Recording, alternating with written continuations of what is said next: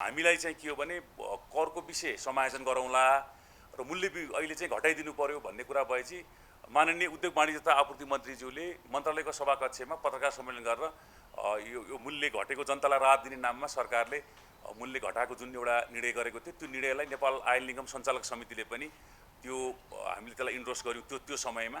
त्यो गर्दाखेरि त्यो समयमा 20 र 29 रुपियाँ पेट्रोलमा 20 र डिजेलमा 29 र त्यो ढङ्गले जनतालाई राहत दिन मूल्य घट्यो। यो विषय अत्यन्तै सकारात्मक हो। तर नेपाल आयल निगमको हिसाबले जुन ढङ्गले कर समायोजन हुने हाम्रो अपेक्षा थियो कुनै पनि अहिलेसम्म यहाँहरूलाई पनि थाहा छ त्यो कुनै पनि करको विषयमा केही पनि भएन। बग्यौता केही अगाडि चाहिँ अलिकति बढेको थियो, लगभग यहाँहरूलाई पनि थाहा छ 31 अरबसम्म हाम्रो पुगेको अवस्था थियो। त्यति बेला हामीले असारको 31 गते नेपाल सरकार मन्त्री परिषदको निर्णयअनुसार हामीलाई 7 अरब रुपियाँ चाहिँ नेपाल सरकारले 5 वर्षको लागि 5% ब्याज दरमा चाहिँ लोन दिएको छ नेपाल आयल निगमलाई। त्यसै गरी यो हामी जुन अहिले हलमा छौँ यो टिकु स्थित यो जग्गा राखेर राष्ट्रिय वाणिज्य बैङ्कबाट हामीले 3 अरब चाहिँ 3 महिनाको लागि हामीले यो लोन लिएका छौँ। हामी संसारभर मूल्य वृद्धि भएको थियो। धेरै डेभलपिङ कन्ट्रीहरूको अवस्था पेट्रोलियम पदार्थको मूल्य वृद्धिसँग अप्ठ्यारो अवस्थामा परेको अवस्था हो र चाहिँ अहिले अब अघिल्लो 16 जुलाई 2022 देखि अन्तर्राष्ट्रिय बजारमा पनि मूल्यहरू घट्ने क्रम छ। यहाँहरूले पनि यो विषय जानकारी पाइसक्नु भएको छ र हामीलाई हाम्रो सम्झौता अनुरूप आइओसी र एनओसीको जुन सप्लाई एग्रिमेन्ट हुन्छ हरेक 5-5 वर्षमा हुन्छ। पछिल्लो पटक 31 मार्च 2022 मा यो सम्झौता भएको थियो। यो सम्झौता अनुरूप चाहिँ हरेक 15-15 दिनमा आइओसीबाट हामीले नयाँ मूल्य सूची प्राप्त हुने अवस्था।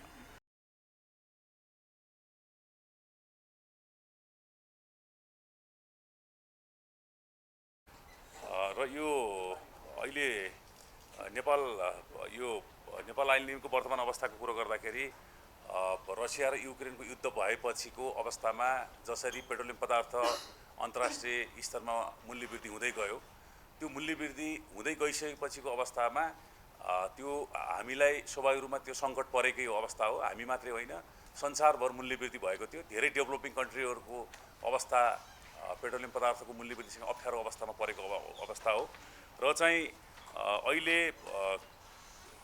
अब अघिल्लो 16 जुलाई 2022 देखि अन्तर्राष्ट्रिय बजारमा पनि मूल्यहरू घट्ने क्रम छ। यहाँहरूले पनि यो विषय जानकारी पाइसक्नु भएको छ र हामीलाई हाम्रो सम्झौता अनुरूप आइओसी र एनओसीको जुन सप्लाई एग्रिमेन्ट हुन्छ हरेक 5-5 वर्षमा हुन्छ। पछिल्लो पटक 31 मार्च 2022 मा यो सम्झौता भएको थियो।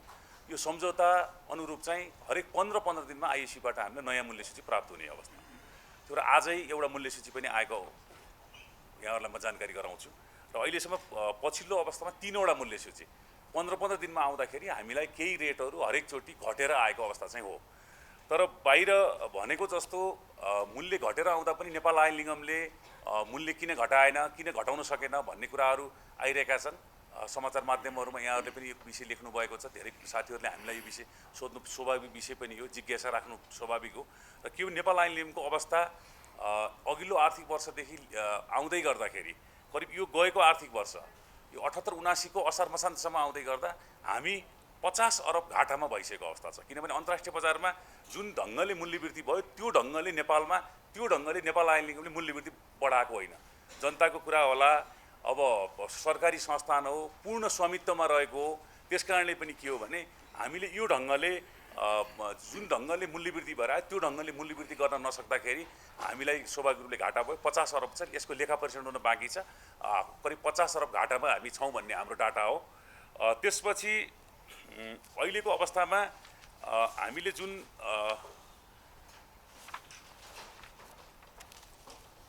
अघिल्लो चोटि हामीले मूल्य वृद्धि जुन बढेर आएसँगै केही कुराहरू मूल्य वृद्धि पनि गऱ्यौँ। मूल्य वृद्धि गरिसकेपछि नेपाल सरकार सम्माननीय प्रधानमन्त्रीज्यूको अध्यक्षतामा बसेको बैठकले त्यो दलमा पूर्व प्रधानमन्त्रीहरू र नेपाल सरकारका महत्त्वपूर्ण मन्त्री सचिवज्यूहरू भएको बैठकले पनि असार 11 गते हामीलाई चाहिँ के हो भने करको विषय समायोजन गरौँला र मूल्य अहिले चाहिँ घटाइदिनु पर्यो भन्ने कुरा भएपछि माननीय उद्योग वाणिज्य तथा आपूर्ति मन्त्रीज्यूले मन्त्रालयको सभाकक्षमा पत्रकार सम्मेलन गरेर यो मूल्य घटेको जनतालाई राहत दिने नाममा सरकारले मूल्य घटाएको जुन एउटा निर्णय गरेको थियो त्यो निर्णयलाई नेपाल आयल निगम सञ्चालक समितिले पनि त्यो हामीले त्यसलाई इन्डोर्स गर्यौँ त्यो समयमा। त्यो गर्दाखेरि त्यो समयमा 20 र 29 रुपियाँ पेट्रोलमा 20 र डिजेलमा 29 र त्यो ढङ्गले जनतालाई राहत दिन मूल्य घट्यो, यो विषय अत्यन्तै सकारात्मक हो। तर नेपाल आइलिङको हिसाबले जुन ढङ्गले कर समायोजन हुने हाम्रो अपेक्षा थियो कुनै पनि अहिलेसम्म यहाँहरूलाई पनि थाहा छ त्यो कुनै पनि करको विषयमा केही पनि भएन। त्यस कारणले पनि हामी त्यो टाइममा 10 अरब घाटामा गयौँ, एक महिनामा 10 अरब। त्यो 10 अरब घाटामा जाँदाखेरि अहिले हाम्रो आजको दिनमा आइओसीलाई तिर्नुपर्ने हाम्रो बकौता भनेको 23 अरब छ अहिले। अब यो बकौता केही अगाडि चाहिँ अलिकति बढेको थियो, लगभग यहाँहरूलाई पनि थाहा छ 31 अरबसम्म हाम्रो पुगेको अवस्था थियो। त्यति बेला हामीले असारको 31 गते नेपाल सरकार मन्त्री परिषदको निर्णयअनुसार हामीलाई 7 अरब रुपियाँ चाहिँ नेपाल सरकारले 5 वर्षको लागि 5% ब्याज दरमा चाहिँ लोन दिएको छ नेपाल आइल निगमलाई। त्यसै गरी यो हामी जुन अहिले हलमा छौँ, यो टिरको स्थित यो जग्गा राखेर राष्ट्रिय वाणिज्य बैङ्कबाट हामीले 3 अरब चाहिँ 3 महिनाको लागि हामीले यो लोन लिएका छौँ हामीले। र गर्दाखेरि यो हाम्रो बिक्री बापत आएको रकम सबै हामीले आइओसीलाई समयमा भुक्तानी गर्नुपर्ने जुन हाम्रो एउटा सम्झौताको प्रावधान छ त्यो अन्तर्गत हामीले जुन भुक्तानी गर्यौँ त्यो अन्तर्गत हाम्रो त्यो तत्कालीन अवस्थामा 31 अर्ब थियो। तर आज आएर हामीसँग अहिले 23 अरब मात्रै छ अहिले ड्यू चाहिँ। अनि 23 अरब ड्यू छ। अर्को कुरो के हो भने मैले यहाँहरूलाई जानकारी पनि गराइसकेँ, 10 अरब लोन छ, 7 अरब नेपाल सरकारसँग र 3 अरब राष्ट्रिय वाणिज्य ब्याङ्कसँग।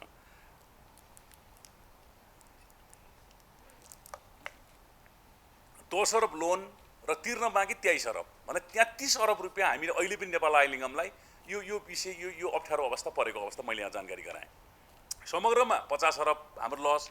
तर हाम्रा त्योमा के हो भने केही कुराहरू हामीसँग भएको सञ्चित कोष नाफा बापत रहेका तत्कालीन अवस्थामा पहिला यो साउनभन्दा अगाडिका कुराहरू, अघिल्लो साउनभन्दा र कुराहरू र हामीसँग केही कोषहरू भएका कुराहरूलाई समायोजन गर्दै जाँदाखेरिको विषय त्यो। तर हामीलाई अहिले समस्या के हो भने हामीसँग नाफा पनि छैन। नेपाल आइल निगम कस्तो हो भने सरकारी संस्थान हो, पूर्ण स्वामित्व हो, व्यापारिक कम्पनीकै सार्वजनिक संस्थान भए पनि नेपाल आइल निगमलाई नाफा कमाउनु पनि जरुरत होइन, नेपाल आइल निगमलाई नाफा कमाउनु पर्छ भन्ने पनि होइन।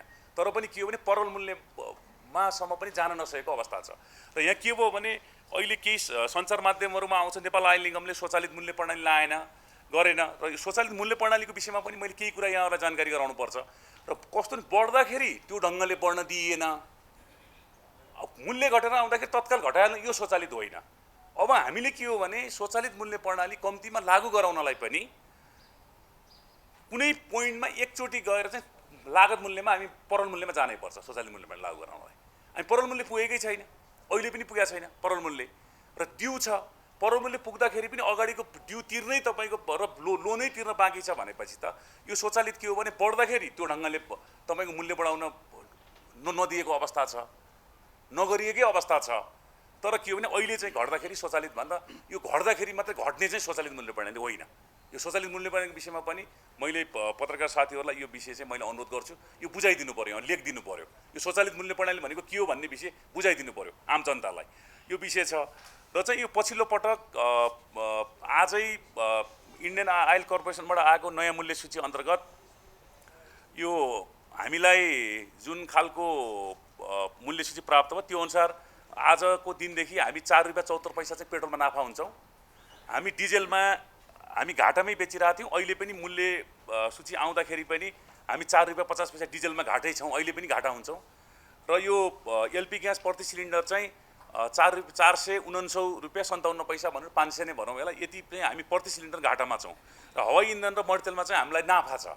गर्दाखेरि हामी अहिले पनि आजको दिनमा पनि यो अनुसार पनि हामीलाई मासिक चाहिँ अब 62 करोड जति चाहिँ हामी अझै पनि घाटामा हुन्छौँ। र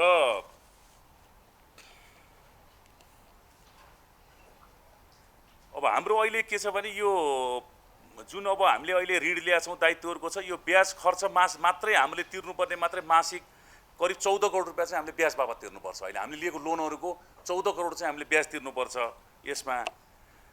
र चाहिँ त्यस कारण पनि अब हाम्रो अहिलेको अवस्था मैले साथीहरूलाई लगभग भने जस्तो लाग्छ होइन।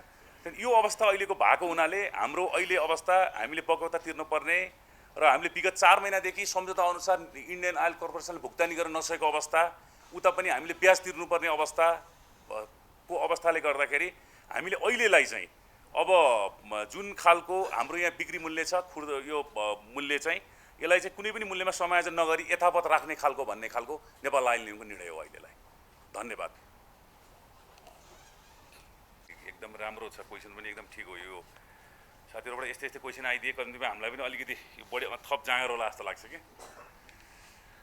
यो यहाँ केही क्वेसनहरु हाम्रो डिएमडी सरहरुले पनि राख्नुहुन्छ, केही कुराहरु यो आईओसी सँगको कुराहरु, केही कुराहरु सुशील सरले विषय राख्नुहुन्छ। अब यो अलिकति यो इन्ट्रेस्टका कुराहरु सिस्टम चाहिँ हाम्रो सीए नागेन्द्र शाह हाम्रो डिएमडी अर्थ प्रसारण राख्नुहुन्छ। अलि समग्र कुरा हामी तीनजना मिलेर यसको एन्सर गर्छौं।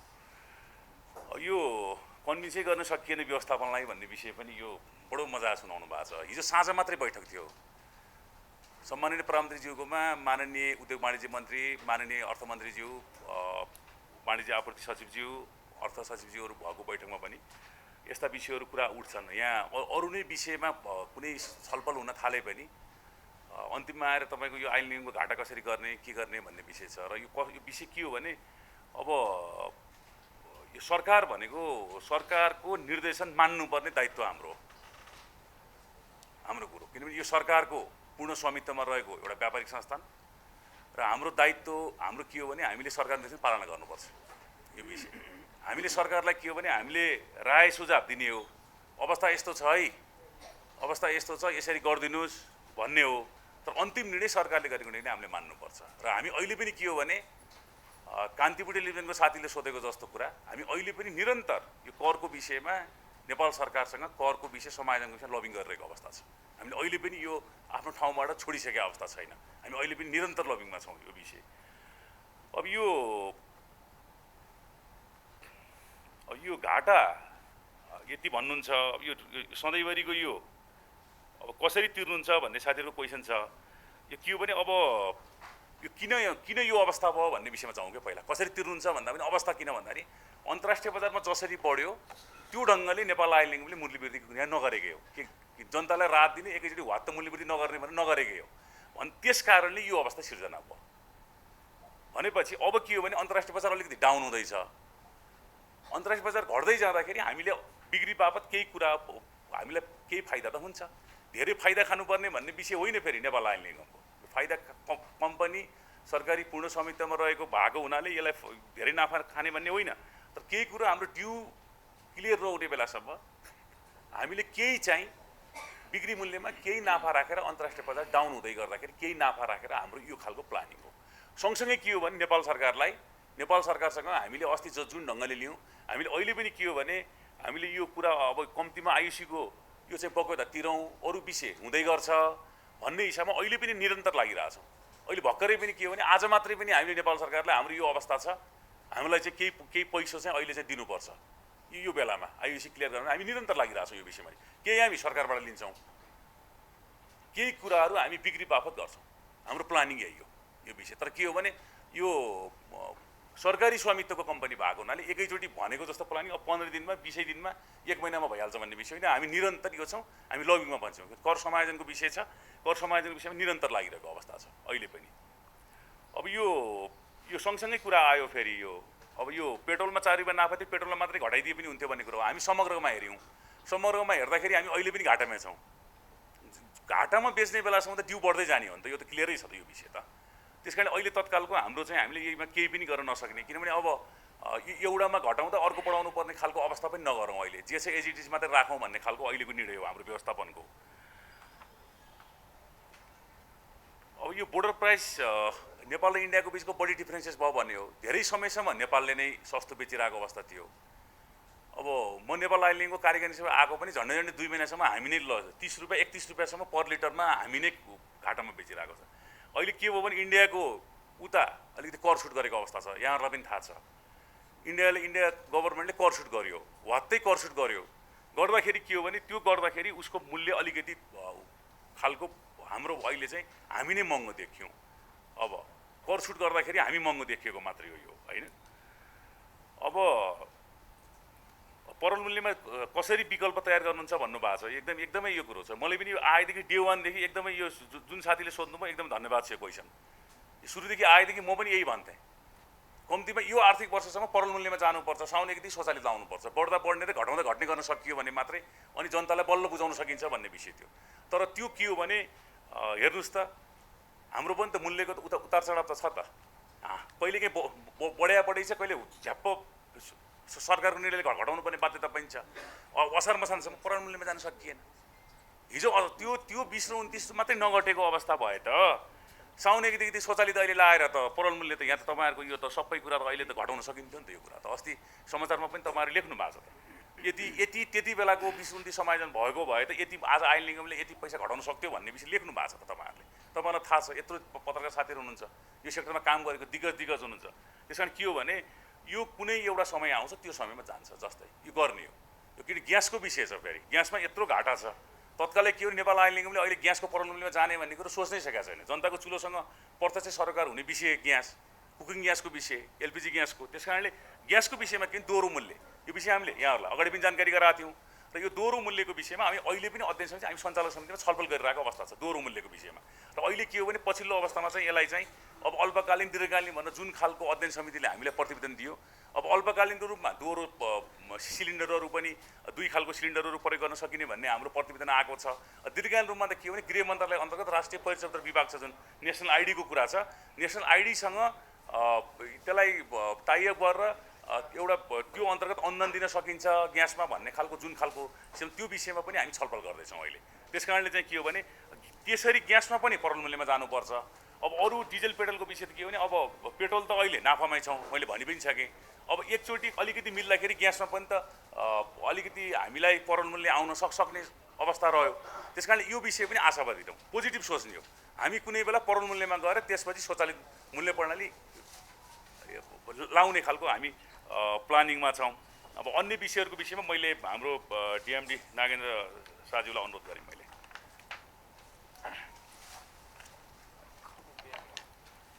नमस्कार साथीहरू, धेरैजसो कुरा क्यान्डीको प्राइस 57 हो भने हामीलाई हल्दियाबाट ल्याएको ढुवानी भाडाको कारणले र उसको केही मार्केट जस्तै हामीलाई जुन बरौनीबाट उपलब्ध गराएको छ नि त्यसले गर्दा चाहिँ 4 रुपियाँको मात्रै फरक हो। हामीले पाउने इन्डियन आइलबाट मूल्य आज पनि 61 रुपियाँ भाडामा माग्यो। यो सरकारको कर ढुवानी जुन विगतमा पनि हामी प्रेजेन्टेसन गरेको छौँ, त्यसले हामीले इन्डियामा बेस प्राइस 57 भए तापनि हाम्रो बेस प्राइस, हाम्रो लागि इन्डियन आइलले तोकेको बेस प्राइस 61 रुपियाँ मात्रै हो। त्यसमा उसको कस्टिङ सबै ढुवानी सबै पर्छ है। त्यो चाहिँ त्यस्तो अब भास्ट डिफ्रेन्स छैन। अर्को कुरा हजुर 61 हो पेट्रोल, डिजलको अलिकति महँगो छ। उहाँले पेट्रोलको राखेर भनेकोले डिजलको भन्यो भने म पनि त्यो हेर्थेँ, अहिले भर्खर वेबसाइट हेरेँ, अलिकति फरक छ है। एउटा त्यो अहिले मूल्य सम्बन्धीमै कुरा अब अलिकति मात्रै मैले थपिदिन खोजेको। के कारणले हामी अहिले मूल्य घटाउने स्थितिमा छैन भने के निगम अहिले नाफामा छ? छैन। अहिले पनि हामीले महिनाको 62 करोड रुपियाँ घाटा छ। अझ मूल्य घटायो भने हाम्रो घाटा के हुन्छ? बढ्नै जान्छ। एउटा विदेशी कम्पनीसँग हामी आजको मितिमा पनि 23 अर्ब रुपियाँ उधारो राखेको छौँ। कति साथीहरूले आर्टिकल पनि लेखेको छ, नेपालसँग उधारो सुधारो हुनु आफ्नो ठाउँमा छ, एउटा बिजनेस इन्टिटीसँग हुनु अलिकति यो सरकारको राज्यको पनि अलिकति क्रेडिटमा फरक पर्छ। 23 अर्ब भनेको सानो रकम हो, त्यसको विकल्प के हो? 23 अर्बको केही न केही विकल्प अहिले पनि घाटामै छौँ। 23 अर्ब हामीसँग अझ विदेशी कम्पनीकै छ। तेस्रो, राष्ट्रिय वाणिज्य ब्याङ्कको त्यो नेपालमा कति लिक्विडिटी चाहिन्छ हजुर सबैले बुझेको कुरा। त्यस्तो बेलामा पनि आपूर्तिमा असहज नहोस् भनेर मन्त्रालय लेभल, प्रधानमन्त्री लेभलसम्म पनि फेरि इन्फर्मल कुरा भएर हामी यो जग्गा धितो राखेर 3 अर्ब उपलब्ध गराएर इन्डियन आइलले दियो भनेपछि 33 अर्बको दायित्व अलरेडी हामीसँग छ। आज न भोलि तिर्नै पर्यो। र यो किन तिरिन्छ भने कुनै टाइममा धेरै साथीहरू पुरानो पनि हुन्छ, 37 अर्ब निगमको पहिला विगतमा पनि यस्तै ऋण गएकै हो। यस्तै अन्तर्राष्ट्रिय बजार घटेको बेला जुन आखिर घाटामै गएको बेला यो ऋण आएको कुनै यो पैसा घाटाको पैसा कतै अरूतिर गएर होइन, त्यस्तै मूल्यबाटै यो समायोजन हुने। अब अन्तर्राष्ट्रिय मूल्य के हुन्छ कसैलाई थाहा नभएकै विषय, समय सापेक्ष घट्दै पनि जान्छ र एउटा के राम्रो हुन्छ भने घट्ने ट्रेन्ड आयो भने थोरै थोरै घट्दै आएको हुन्छ। र यो सबैलाई थाहा थियो, अलिकति युद्धको कारण हो, बिस्तारै बिस्तारै एउटा एक लेभलमा यो घट्छ नि भनेपछि यसको विकल्प भनेको हजुरहरूले पनि के बुझिदिनु पर्ला, अहिले पनि निगम घाटामै छ। अर्को कुरा यतिको दायित्व छँदैछ र सरले अघि नै एड्रेस गरिदिनु भयो, एकैचोटि जुन लागत मूल्य अनुसार हामी पासन गर्न खोज्दा, किनभने सबै विकल्पहरू हामीलाई बन्द भइसकेपछि एकैचोटि मूल्य अलिकति हाई स्केलमा हामी बढाएको थियौँ। पेट्रोल चाहिँ 20 रुपियाँ, डिजल चाहिँ 27 रुपियाँ।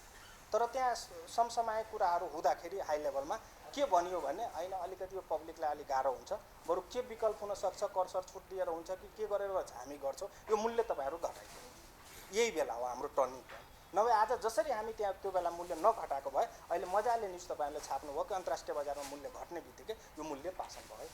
यो 29 र 20 को क्रक्स चाहिँ भिडियो हो। मैले अहिलेलाई यति नै भने, धन्यवाद। को हरारीमा मात्रै हो हाम्रो महँगो, ठिक छ। अब हजुरहरूले अघि नै ट्याक्सको स्ट्रक्चर हेर्नुभयो भने ठ्याक्क ट्याक्स नै हामीले लगाइरहेको ट्याक्स र इन्डियामा आइरहेको ट्याक्समा कमी छ, त्यही हो स्ट्रक्चर। होइन अहिले घटेछ, जुन पछि 10 रुपियाँ घटाइयो नि त्यो छ र त्यो पनि स्टेट वाइज छ त्यहाँ। त्यसले गर्दा अहिले मेन चाहिँ किनभने सोर्स इन्डियाले प्राइसिङ गर्ने पनि सोर्स त्यही हो र उसँग अलिकति रिफाइनरी नजिकको पोर्ट्सहरू भएकोले ढुवानी भाडाको कारणले मैले अघि नै भने 3-4 रुपियाँ हाम्रो त महँगो यत्तिकै हुने नै भयो, किनभने उनीहरूको नजिकबाट आफ्नो रिफाइनरीबाट आउँदा हाम्रो चाहिँ ढुवानी भाडाको कारणले 2-4 रुपियाँ हुन्छ र आजको मितिमा पनि हेर्नुहुन्छ भने 6 रुपियाँ हो जम्मा डिफरेन्स। यो त यतिकै पनि तपाईँ भन्नु न, बाहिरबाट ल्याउनु र यहाँ ल्याउनु भनेको त 6 रुपियाँ त केही फरक छैन।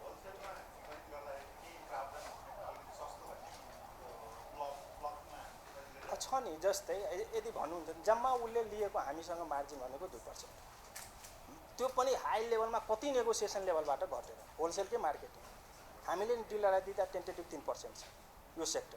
यो पनि विगतमा अलिकति बढी नै थियो, हुँदाहुँदै सरकारी लेभलबाट हाम्रो लेभलबाट विभिन्न लेयरबाट यो घट्दै आएको छ र तपाईँले भनेअनुसार अझ पनि हामी नेगोसिएसन, यो भनेको नाफाको त कहिले पनि लिमिट हुँदैन नि त, हामी आफ्नो काम भनि नै रहेछौँ। उहाँहरूले पनि बिजनेस इन्टिटी हो, हुँदाहुँदै विगतमा यस्तो थियो भनेर भनेपछि उसले लिने भनेको होलसेल मार्केटिङ 2%। डिजलको 17-18 रुपियाँ कति छ, अलिकति यस्तो हाम्रो महँगो छ। त्यो पनि स्टेट वाइज हुन्छ, कुनैसँग कम छ कुनैसँग बढी हुन्छ क्या। हजुर डिजलको घाटा मात्रै तपाईँ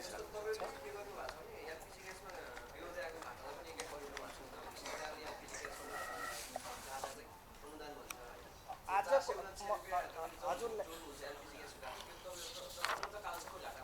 पहिलो कुरा आजको मितिसम्म निगम 52 वर्षमा प्रवेश गरिसक्यो।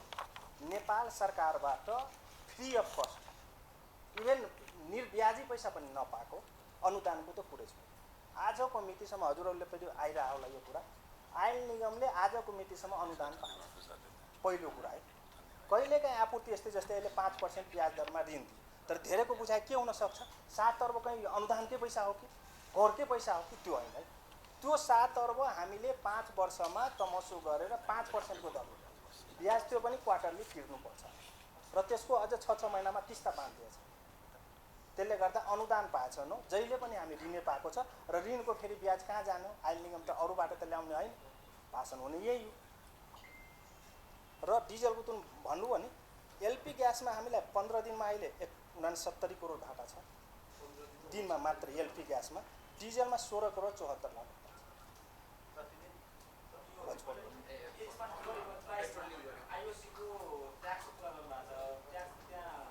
दुईटा ट्याक्स हो।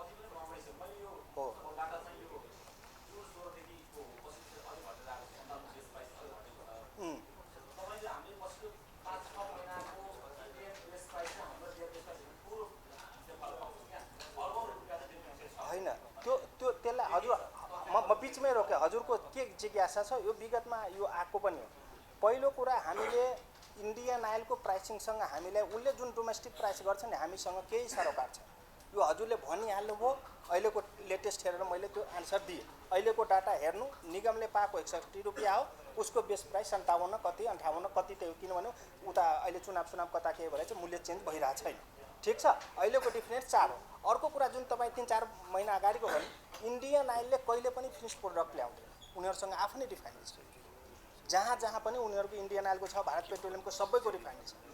अब उसले रिफाइनरीबाट क्रुड आइल ल्याउँदा त 50 प्रोडक्ट बन्छ, सबैको हिसाब हामी त राख्न सक्दैन। सुन्न होइन,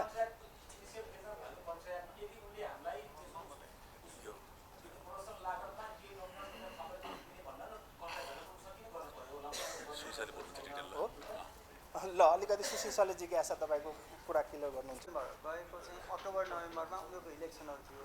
इलेक्सन हुँदाखेरि चाहिँ इलेक्सन भएको पिरियडमा उनीहरूले मूल्य रोक्यो, 3-4 महिना मूल्य रोक्यो। तर हामीले यहाँ समायोजन गर्दै गर्दै गयौँ। त्यति बेलासम्म भारतमा भन्दा नेपालमा 50 रुपियाँसम्म, 48 देखि 50 रुपियाँसम्म प्रति लिटर पेट्रोल डिजल सस्तो थियो। 30 रुपियाँ प्रति लिटर सस्तो त वर्षौँ गयो, 20 रुपियाँभन्दा माथि त वर्षौँ गयो। कतिपय हामीले सधैँ लेखालेखै छापेका छौँ, तपाईँले पनि लेखालेखै गर्नुहुन्थ्यो। 20-30 रुपियाँ त हाम्रो वर्षौँ गयो नि, हामी सस्तो थियौँ नि भारतमा। त्यहाँ के भइदियो नि, उहाँ हामीले यता चाहिँ अब हामीले धान्न सकेनौँ, हाम्रो घाटा हुँदै गयो, हामीले मूल्य समायोजन गर्दै गयौँ। उहाँहरूको चाहिँ धेरै टुल्स छ, जस्तो नागेनजीले भन्नुभयो रिफाइनरी पनि आफ्नो छ। जस्तो अहिले भारतले रसियाबाट क्रुड किनेको छ भन्ने सुन्नुभयो होला नि यहाँहरूले। हो, रसियाबाट क्रुड किन्दाखेरिको एडभान्टेज त हामीले कसरी पाउने? हामी चाहिँ उसँग फिनिस प्रडक्ट अन्तर्राष्ट्रिय बजार मूल्य अनुसार हाम्रो सम्झौता कहिले पनि क्रुडमा छैन। हाम्रो सम्झौता भारतसँग पहिले कुरो यो कुरो ख्याल गर्नु धेरै होइन, छैन। 57 पहिला पनि छैन। म यहाँ पहिलेदेखि नै म यही फिल्डमा काम गरिरहेको छु होइन। त्यो पहिले पनि छैन। क्रुड हामीले कहिले किने होइनौँ। तपाईँ 2002भन्दा अगाडि चाहिँ हामीले फिनिस प्रडक्ट किन्थ्यौँ र भारतलाई बिक्री गर्थ्यौँ 2002भन्दा अगाडि।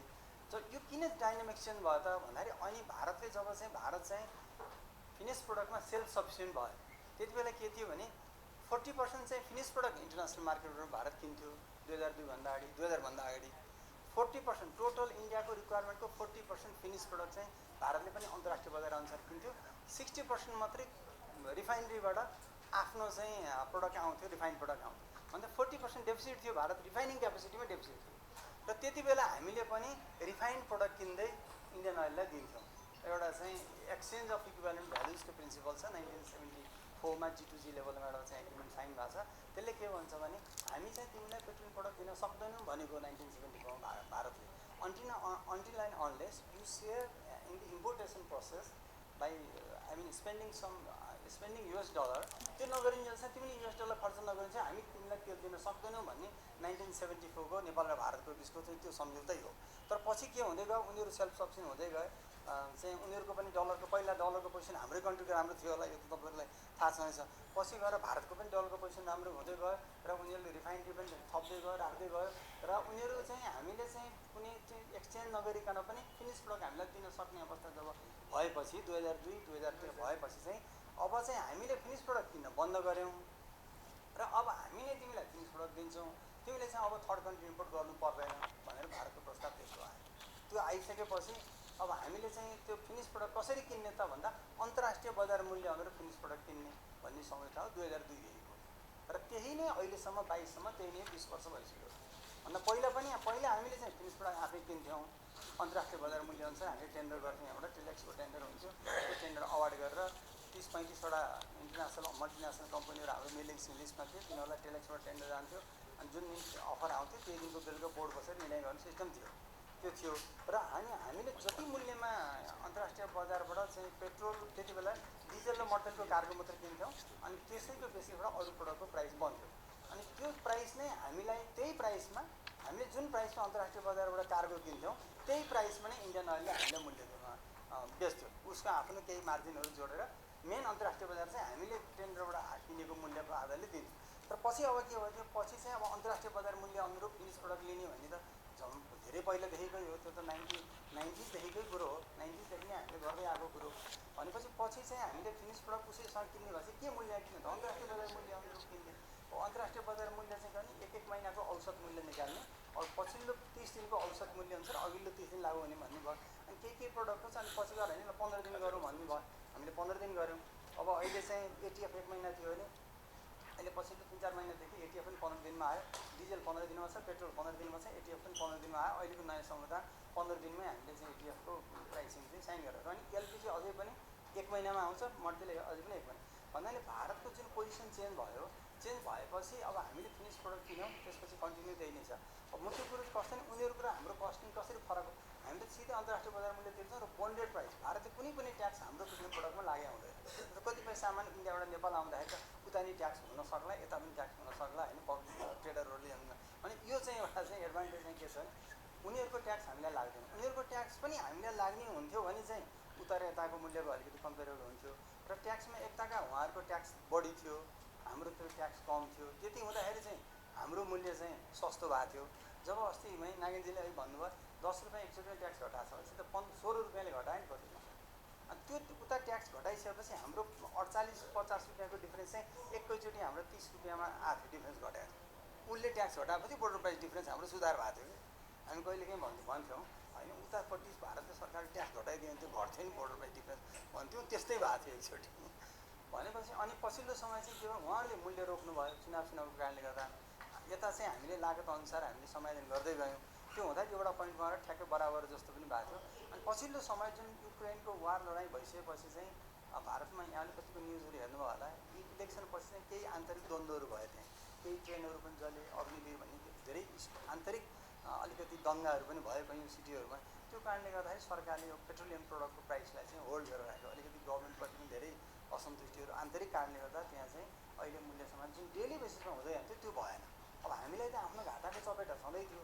त्यो अनुरूप हामीले समायोजन गर्नै पर्ने बाध्यतामा हामी थियौँ भनेपछि बोर्डर प्राइस हेरेर त आयो नियमले छ काम गर्न सक्ने अवस्थै भएन कि त्यही अनुरूप जस्तो सरले नाङ्गे सरले भनिसक्नु भयो यता पनि त्यही अनुरूप ट्याक्स अलिकति घटेको भए चाहिँ अहिले हामी पनि घटाउन सक्ने अवस्था हुन्थ्यो त्यो ग्याप त घट्थ्यो नि र 6 रुपियाँ ट्याक्स घट्यो भने पनि पेट्रोलको प्राइस त उस्तै हुन्थ्यो नि बोर्डर प्राइस 6 रुपियाँ ठिक छ एक्रस द बोर्डर अलिअलि फरक छ कतै 2-4 रुपियाँ बढी पनि छ कतै कम छ पुरा किनभने त्यो चाहिँ स्टेट ट्याक्स चाहिँ इन्डियामा अलग अलग छ र यो कुरो चाहिँ अब मुख्य यो प्राइसिङको मेकानिजममा हामीले चाहिँ गर्न सकिने विकल्प के छ त भनेर जुन सोध्नुभयो नि अब इन्डियामा पनि कस्तो छ भने एउटा इन्डस्ट्री ग्रुप भन्ने एउटा सर्कल छ जस्तो Bharat petroleum Hindustan petroleum Indian oil सरकारी कम्पनीको एउटा चाहिँ कमन एउटा प्राइसिङ सेल छ हेर्नुहोस् है र अनि त्यो 3टा सरकारी कम्पनीको बिचमा पनि प्रोडक्ट चाहिँ लेनादेना हुन्छ इभन तपाईँको प्राइभेट कम्पनी र सरकारी कम्पनीको बिचमा पनि प्रोडक्ट लेनादेना हुन्छ जब अहिले मैले भनिरहेको थिएँ 40% डेफिसिट त्यो रिफाइनिङ क्यापेसिटीमा एउटै रिफाइनेरी 40% डेफिसिटको म राख्छु भनेर धीरुभाइ अम्बानीले प्रस्ताव राखे पिभी नरसिंह राव छ ल हेर्नुहोस् भारतको त्यस्तो छ स्टोरी अनि त्यो अनि पिभी नरसिंह राव जब प्रधानमन्त्री थियो उहाँले रेड कार्पेट ओछ्याइदियो त्यो प्राइभेट पार्टीलाई त्यस्तो प्राइभेट हो जति कन्ट्रीको रिफाइनिङ क्यापेसिटी डेफिसिट जति थियो अहिले त्यही हेर्नुहोस् मुकेश अम्बानी अहिले वर्ल्डको धनी भएको त्यही रिफाइनेरीले गर्दाखेरि अहिले संसारको सबैभन्दा ठुलो क्यापेसिटीको रिफाइनेरी कतै छ भने भारतमा छ त्यो जामनगरमा छ त्यो कन्ट्री त्यो रिफाइनेरी 40 मिलियन टनको छ हाम्रो जस्तो देश चाहिँ त्यसले 20औं देशलाई सप्लाई दिन सक्छ एउटा रिफाइनेरी अब यो खालको एडभान्टेज भारतसँग छ अब हामी चाहिँ के पर्यौँ पहिला पनि फिनिस किन्थ्यौँ अहिले पनि फिनिस किनेका छौँ उहाँहरूले अहिले क्रुड मात्रै किन्छ फिनिस प्रडक्ट चाहिँ आफू अन्तर्राष्ट्रिय बजारमा बेच्छ हामीलाई बेच्छ तपाईँको इभन पाकिस्तानलाई पनि तपाईँको त्यो रिलायन्सले चाहिँ राम्रो ग्रेडको पेट्रोल पाकिस्तानलाई बेच्छ राम्रो ग्रेडको पेट्रोल बङ्गलादेशलाई बेच्छ राम्रो ग्रेडको पेट्रोल श्रीलङ्कालाई बेच्छ तर श्रीलङ्कासँग पनि रिफाइनेरी छ पाकिस्तानसँग पनि रिफाइनेरी छ बङ्गलादेशसँग रिफाइनेरी छ किन उनीहरूको रिफाइनेरी युरो 6को प्रडक्ट दिन सक्दैन तर त्यो एडभान्टेज हामीलाई भयो हाम्रो रिफाइनेरी नभए पनि युरो 6 को यो लेभलको क्वालिटी प्रडक्ट हामीले पाइरहेको छौँ भारतले जति सुधार गर्यो यसमा उसको क्यापेसिटी बढ्यो उसले चाहिँ रिफाइनेरीमा व्यापक लगानी गर्यो र सुप्रिम कोर्टले नै आदेश दिएर यो डेटदेखि चाहिँ क्वालिटी चाहिँ यस्तो यस्तो हुनुपर्छ भनेर आदेश दिएको क्यालेन्डर अनुसार रिफाइनेरीहरू गयो त्यो अनुसारले ड्रास्टिकली युरोपले चाहिँ 20औं वर्ष लागेको क्वालिटी सुधार गर्न भारत 10 वर्षमा गइरहेको छ यो त सबै डेटाहरूमा पनि छ त्यसको एडभान्टेज हामीले पाएको अवस्था पनि छ भने अब उसको र हाम्रो कस्टिङको प्यारामिटर यो भयो अनि क्रुड चाहिँ उहाँहरूले चाहिँ अहिले अब याद गरिरहनु भएको छ नि लडाइँ यत्रो भइरहेछ सारा सब कन्ट्री मिलेर एकातिर होइन यसो गर्ने भनेको छ भारतले आफ्नो तरिकाले काम गरिरहेको छ सस्तोमा क्रुड किनेको छ भनेपछि उसलाई चाहिँ जुन हामीले $180 प्रति ब्यारल हामीले फिनिस प्रडक्ट तिर्नु पर्यो भारतले 120 भन्दा बढी तिर्नु पर्दैन म्याक्सिमम यताको क्रुड 120 भन्दा बढी तिर्नु 130-135 पनि पुग्यो 2 दिन फाटाफुट्टा भयो तर अलमोस्ट एभरेजमा 115देखि 20 बस्यो अनि 110मा लामसम्म बस्यो अहिले करिब 100तिर आइरहेछ भनेपछि उसको चाहिँ त क्रुडको मात्रै कस्टिङ पर्यो भनेपछि अब हामी एकैचोटि हामीले कि चाहिँ क्रुड यो विकल्प हामीसँग केही हाम्रै सम्झौतामा पनि 2-3वटा विकल्प छन् जस्तो यहाँले अहिले भाइले राम्रो कुरो गर्नुभएको छ हामीले किन यो नगर्ने त भन्दा अब हाम्रो नेपाली पनि कस्तो पहिल्यै यो स्थिति हामीले देखाएको थिएनौँ यति धेरै क्रुडको प्राइस र फिनिस प्रोडक्टको बिचमा यति धेरै ग्याप यति धेरै डिफ्रेन्स यो कस्तो भने लडाइँको कारणले गर्दाखेरि रसियाबाट फिनिस प्रोडक्ट जाने सप्लाई कम भयो रसियाले क्रुडको मार्केट मात्रै खोज्यो क्रुड मात्रै खेल्यो अनि रसियाले चाहिँ फिनिस प्रोडक्ट युरोपतिर जान्थ्यो त्यो चाहिँ फिनिस प्रोडक्ट चाहिँ अरू कन्ट्रीबाट त्यतातिर जाने भयो र डिजेलको चाहिँ आपूर्ति चाहिँ संसारभरि नै डिजेल सर्टेज भयो कसरी जुन ग्यासबाट चाहिँ जुन हिटिङलाई सबै रसियाको ग्यास नेचुरल ग्यासको पाइपलाइनबाट युरोपतिर सबै चाहिँ बिजुली निकाल्ने नै ग्यासबाट थियो कि ग्यासबाट बिजुली निकाल्थ्यो नि अब ग्यास कम भएपछि कसले बिजुली निकाल्ने भयो डिजेलले निकाल्यो हाम्रो कन्ट्री पनि लोड सेडिङ हुँदा त डिजेलबाट बिजुली निकाल्थ्यौँ नि। सबै जेनेरेटर भने के हो, डिजेलबाट बिजुली निकाल्ने। जति पनि जेनेरेटर अहिले पनि कतिपय इन्डस्ट्रीहरूमा छ भने यो खालको परिस्थिति भएको हुनाले मैले खालि अलिक सेयर गर्नु खोजेँ।